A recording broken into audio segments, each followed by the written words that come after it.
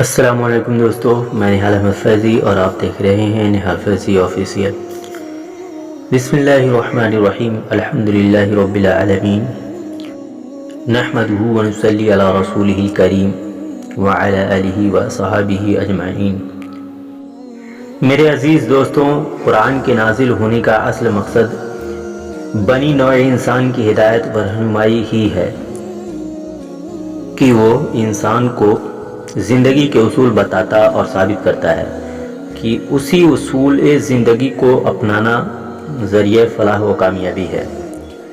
وہ اچھائی اور برائی کو واضح طور پر بیان کرتا اور دونوں کا فرق ظاہر کر دیتا ہے۔ شہر رمضان الذی انزل فیہ القرآن ھدی للناس وبینات من الھدی والفرقان۔ رمضان کا مہینہ وہ ہے جس میں قرآن اتارا گیا۔ یہ قرآن لوگوں کو حق کا راستہ دکھاتا ہے اور اس میں ہدایت کی روشن دلیلیں ہیں اور حق و باطل کو علیحدہ کرنے والا ہے۔ قرآن اپنے دعوے کو پوری طرح ثابت کرنے کے لیے دلائل بھی دیتا ہے تاکہ حق پوری طرح واضح ہو اور انسان کو ہدایت کا صاف راستہ نظر آ سکے۔ یہ ایک ایسا نور، ایسی روشنی بن کر نازل ہوا جس سے گمراہی کا اندھیرا، دلالت کی تاریکی چھٹ گئی اور انسان کو حق و باطل، اچھائی اور برائی کا فرق نظر آنے لگا۔ یا ایھا الناس قد جاءکم برہان من ربکم وانزلنا الیکم نورا مبینا۔ اے لوگوں، تحقیق تمہارے پاس ایک روشن دلیل آ چکی تمہارے رب کی طرف سے، اور ہم نے تمہاری طرف کھلا ہوا نور یعنی قرآن اتارا۔ قرآن بلا شبہ نور ہے، روشنی ہے۔ یہ نازل ہوا تو کفر و شرک، بدعملی، بد کرداری کا اندھیرا چھٹ گیا۔ تاریکی میں بھٹکنے والوں نے قرآن کی روشنی سے منزل مقصود کو پا لیا۔ بلا شبہ قرآن نور ہے، روشنی ہے، لیکن آنکھوں سے اندھا روشنی کے باوجود بھی راستہ نہیں پا سکتا۔ نور کتنا ہی چمکے، اندھا ٹھوکریں ہی کھاتا رہتا ہے۔ اسی لیے قرآن کے متعلق فرمایا گیا، یضل بہ کثیرا ویہدی بہ کثیرا۔ اللہ بہتوں کو اس سے گمراہ کرتا اور بہتوں کو اس سے ہدایت کرتا ہے۔ اس نور اور روشنی کے باوجود بھی لوگ گمراہ ہوتے ہیں کہ ان کے پاس آنکھیں نہیں، ان کی اپنی نظر کام نہیں کرتی۔ جس کے پاس آنکھ ہوتی ہے وہ تو نور کی کرن نظر آتی ہے، اپنی منزل کی طرف چل پڑتا ہے۔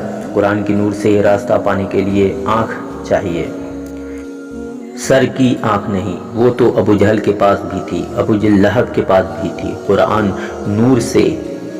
قرآن کی نور سے فیض حاصل کرنے کے لیے دل کی آنکھ چاہیے، ایمان کی آنکھ چاہیے، انصاف کی آنکھ چاہیے۔ خالق و مالک کی تلاش کا جذبہ، منزل حاصل کرنے کی تڑپ ہو تو قرآن کے نور سے راستہ نظر آتا ہے، ہدایت ملتی ہے۔ ھدی للمتقین، ذریعہ ہدایت ہے پرہیزگاروں کے لیے۔ یہ وہی لوگ ہیں جنہیں تاریکی کا احساس ستاتا ہے، اندھیرے میں ان کا دم گھٹتا ہے۔ وہ نور کی کرن کے لیے بے چین رہتے ہیں، اور جو ہی یہ کرن چمکتی ہے وہ اپنی منزل کا رخ کرتے ہیں۔ بس قرآن ان کی پوری طرح رہبری کرتا ہے اور انہیں منزل تک پہنچانے کا ضامن بنتا ہے۔ ھذا بیان للناس وھدی وموعظۃ للمتقین۔ یہ ایک بیان ہے لوگوں کے لیے اور ہدایت ہے اور نصیحت ہے پرہیزگاروں کے لیے۔ اس نور سے وہی قلب منور ہوگا جس میں صلاحیت ہو۔ دیکھو حضرت ابو بکر، خدیجہ، علی، زید ابن ثابت رضی اللہ عنہم نے اس نور سے اپنی منزل کو کیسا پایا۔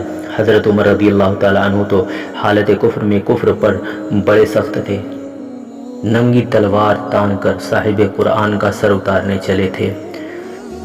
سورہ طٰہٰ سے چند آیتیں سنی، تاریکی چھڑ گئی، غصہ جھڑ گیا، کفر کافور ہو گیا اور مشرف با اسلام ہو گئے۔ زماد ابن ثعلبہ میرے آقا صلی اللہ علیہ وسلم کو مجنون و دیوانہ جان کر علاج کرنے آئے تھے۔ اللہ کے کلام کی چند آیتیں سنی، حکمت و طباعت کا سارا غرور مٹی میں مل گیا، فوراً مسلمان ہو گئے۔ شاہ حبشہ نجاشی کے دربار میں حضرت جعفر رضی اللہ تعالیٰ عنہ نے سورہ مریم کی چند آیات تلاوت کی، نجاشی کانپنے لگا، آنکھوں سے آنسو جاری ہو گئے۔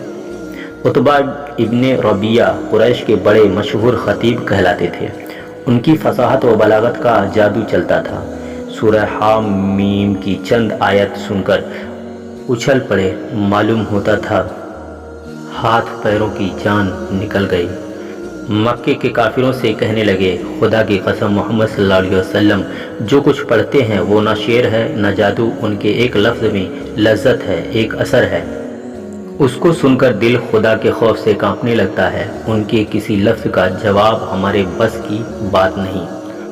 حضرت جبیر ابن مطعم دربار رسالت میں حاضر ہوئے تو اللہ کے نبی صلی اللہ علیہ وسلم فجر کی نماز پڑھا رہے تھے اور سورۃ طور تلاوت فرما رہے تھے۔ جبیر اللہ کا کلام غور سے سننے لگے۔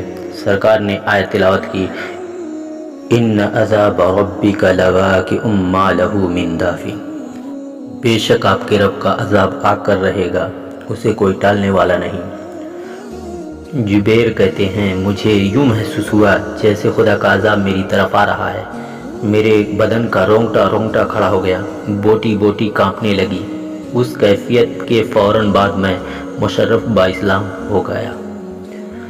قرآن کا یہ اثر صرف چند انسانوں پر نہ ہوا بلکہ اس نور سے 23 برس کے قلیل عرصے میں تقریباً 1,40,000 افراد نے ہدایت پائی، اور آج 1400 برس کی مدت طویلہ گزرنے پر بھی اس کی چمک میں کوئی کمی واقع نہیں ہوئی، اور قیامت تک یہ روشنی منزل تلاش کرنے والوں کی رہبری کرتی رہے گی۔ قرآن سے ہدایت حاصل کرنے والے بڑے ہی فائدے میں رہے، ان کی دنیا سدھری، آخرت سنور گئی، بے شک وہ ہر اعتبار سے کامیاب و کامراں ہیں۔ بے شک یہ قرآن وہ راستہ دکھاتا ہے جو سب راستوں سے سیدھا ہے، اور نیک عمل ایمان والوں کو بڑی ہی خوشخبری سناتا ہے۔ قرآن کا دکھایا ہوا راستہ بڑا ہی آسان سیدھا ہے، تو اس پر چلنے والوں کو پورا اجر ملنا یقینی ہے۔